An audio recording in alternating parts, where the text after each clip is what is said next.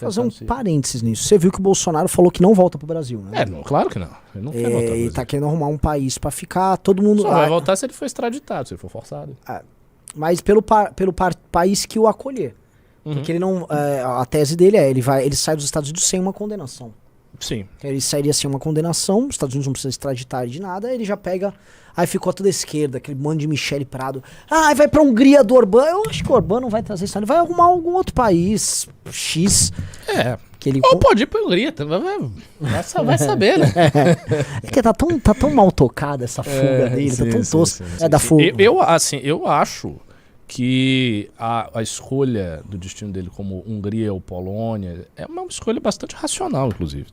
Porque na América Latina, se ele for para algum país que tenha um governo de direita, existem dois fatores. Primeiro, esses governos de direita na América Latina são muito instáveis. Sim. Então, às vezes, muda lá e sobe um cara que não é, tem eleição, o cara vai ficar desesperado por causa de eleição. A segunda coisa o Brasil, como país continental, exerce um peso geopolítico muito forte na América Latina. Então o Brasil consegue pressionar um país a extraditar quem ele quiser. Meio que isso, ainda mais fazendo integração, ainda mais buscando integração. Então não... Aí que tá. Eu não acho que a América Latina seja um destino legal. Os Estados Unidos também não é um destino legal.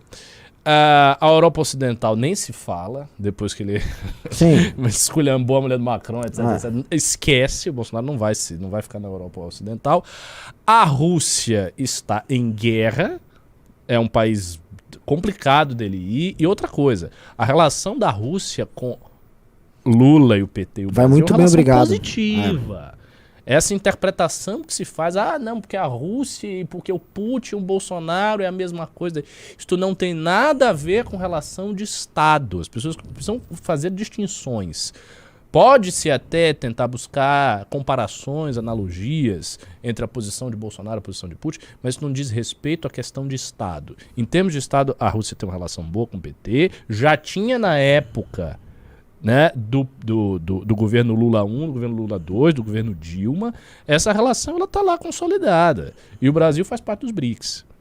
Então, assim, eu não vejo ele indo para a Rússia, não vejo, obviamente, ele indo para a China, não vejo ele indo para a Índia, acho um negócio muito exótico. Eu vejo ele indo para a Hungria ou para a Polônia. Se ele fosse escolher, talvez a Hungria mesmo. Por que não? Seria descabido. Porque é um lugar da Europa Oriental. Ele não vai ser pressionado pela União Europeia ali, porque são países que estão em tensão. Ele não vai ser pressionado pelo eixo ocidental. Não é América Latina. A relação do Brasil com esses países é uma relação que não tem... Que me conste, não tem nem proximidade, nem afastamento. Coisa distante. Né? Não sei qual é a relação que o Brasil tem com a Hungria, com a Polônia. Parece que não tem, né, nenhuma relação. E são pessoas mais ou menos alinhadas com essa tal dessa direita global. Eu faria isso. Eu acho que assim, a Hungria não tem nada a ganhar levar o Bolsonaro. A Hungria, ela tá na União Europeia. Não tem nada a ganhar. Ela ficaria... a perder.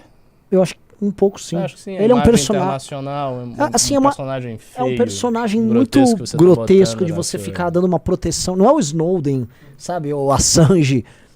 Mano, é um cara que ele não... mas também é um cara que teve 58 milhões de votos, hein? No Brasil. Ok, no Brasil, mas... Você imagina o que Bolsonaro sendo... Quem é... Não, Bolsonaro sendo quem é, o que ele pode prometer e delirar pra Hungria e acordos e coisas e tal, se eles mantiverem o cara lá durante alguns anos. Você pode... É uma aposta, né? Manter esse presidente aqui do terceiro mundo, mas que é de uma economia gigante, tem um país lá de 220 milhões, porque tem um esquerdista lá. Uma hora passa. Como é que ele volta? Entendeu? O que esse Vá, Bolsonaro, retorne para o seu país. Mas não é... Imagine, eu sou o presidente da Hungria. Aí vem um pedido de um presidente de uma nação estrangeira, que é uma figura malquista na arena internacional, mas eu também sou uma figura malquista na arena internacional. Existem certos valores, assim, que tem algum nível de proximidade. O cara tá ali, alinhado na direita, todo mundo sabe, no mundo inteiro. E esse cara teve 58 milhões de votos numa disputa muito dura de uma eleição de um país bem grande e que tem uma economia de porte. O cara pode pensar isso como um ativo. Deixa ele numa casa aqui, tá bom, fica aí uns anos aí. Me deixa, pô, mas... Deixa o cara aqui. Só come linguiça aí, pô. Vai ter extradição? Não vai ter extradição. O Orbán não tem extradição nenhuma, deixa o cara aí. E aí ele fica lá. Obrigado, Orbán. Aí se ele for decretado inelegível, o Orbán diz, ó, tchau. Agora, Volta aí, né? já ajudamos muito tempo aqui a causa da direita internacional, mas eu ainda acho que nem ele pegaria. Bom. Eu acho mais fácil o Bolsonaro ir pra algum país pequeno, que ele já tenha deixado amarrado. Entendi. A Hungria tem um problema na Hungria que ela tá na União Europeia. Entendi. Se vier uma ordem da União Europeia, por Entendi, exemplo, uma pressão da União Europeia pra ele.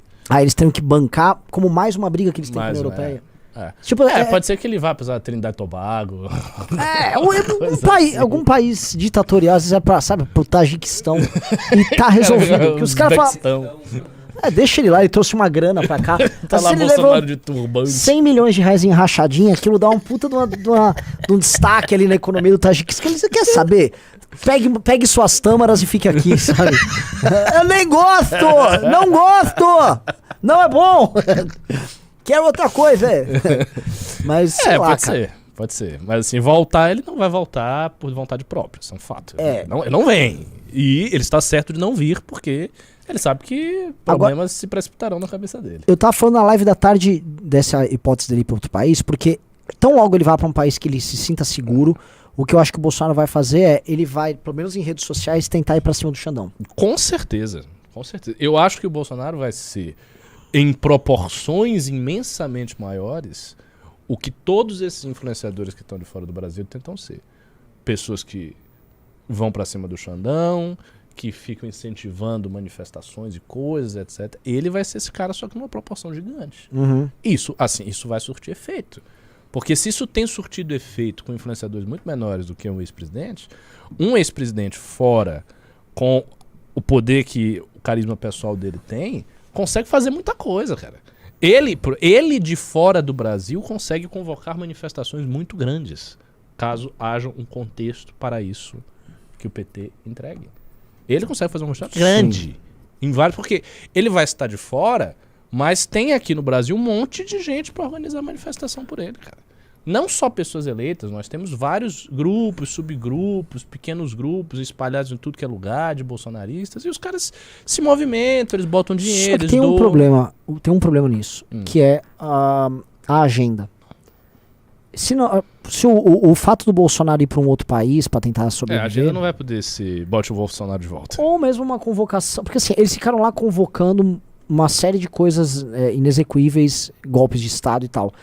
Não vai dar pra vir com uma pauta meio republicana, aquele monte de doidão que tava na frente de quartel e tava... bababá. Bom, vamos aqui por um não sei o que, sabe? A única coisa que resta... muda, viu? Eu acho difícil. O Bolsonaro, ele fez... Todas as manifestações que ele organizou de 2019 em diante foram manifestações ou de culto a ele próprio, em que ele estava presente. Ele ia nas manifestações. Por exemplo, de 26 de maio de 19, ele botaram um telão na Paulista. Ele aparecia igual um Big Brother. Oi, tudo bom? Eu sei, eu concordo com tudo que você vai dizer aí, ou de golpe, ou de ruptura. Então, um outro tema, porque olha só, vou pegar uma coisa que tá rolando que tá interessante. A Jovem Pan, a queda de audiência dela é muito grande. Não é que a Jovem Pan ficou governista, ela tá falando sobre música. Não, eles estão falando de política, eles estão falando uma linha oposicionista, eles estão falando uma linha oposicionista institucional, fazendo algumas críticas a incoerências. A Cláudia Raia pegou 5 milhões. Que absurdo, hein? 5 milhões da Cláudia Raia. Pô, o cara foi acostumado sabe, vou dar um golpe de Estado, é glorioso. Agora eu vou reclamar dos 5 milhões da Cláudia Raia. Tá desmobilizado. Se os números estão nisso, o que eu volto a achar?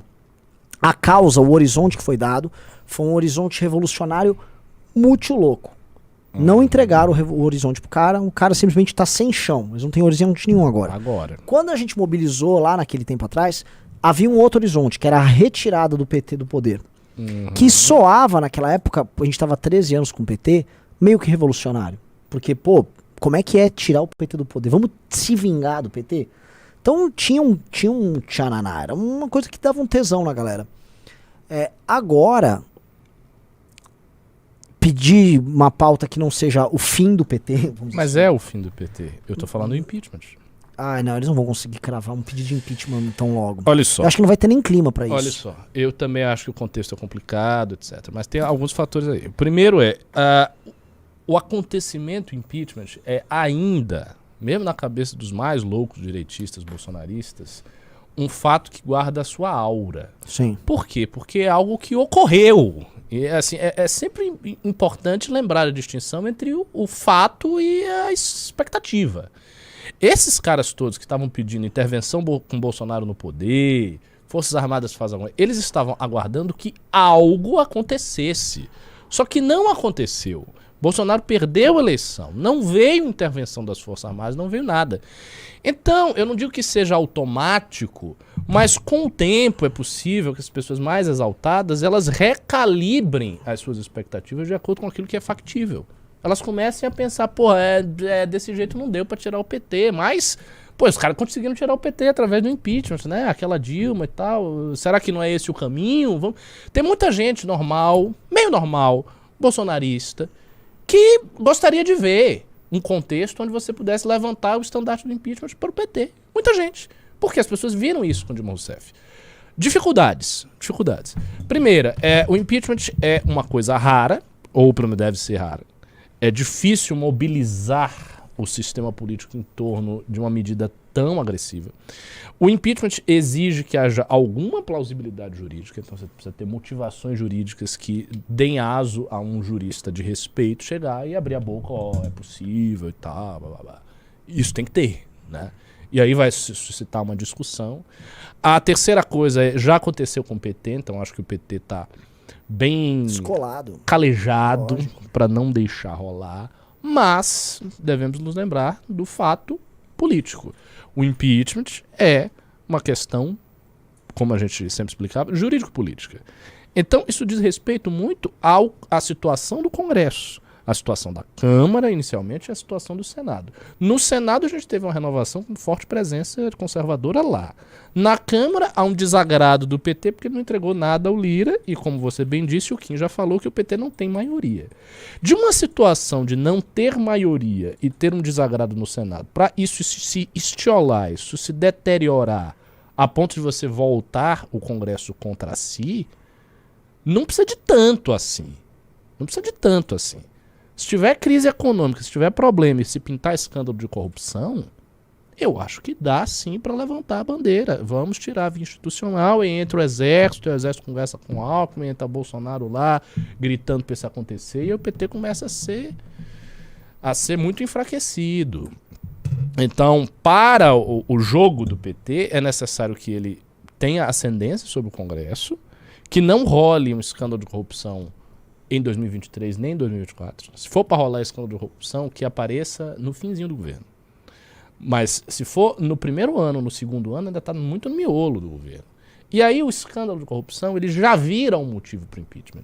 Ele já é interpretado de um jeito que já se enfia a questão ali. Porque na época do mensalão a gente não tinha esse horizonte. Mas esse horizonte se criou com Dilma, com Petrolão, com pedalada fiscal. Esse horizonte se criou. E as pessoas, elas sentiram o sabor de poder tirar o presidente. De não ter que se ater, o presidente ganhou a eleição, mas não pode tirar. Não, a gente pode tirar.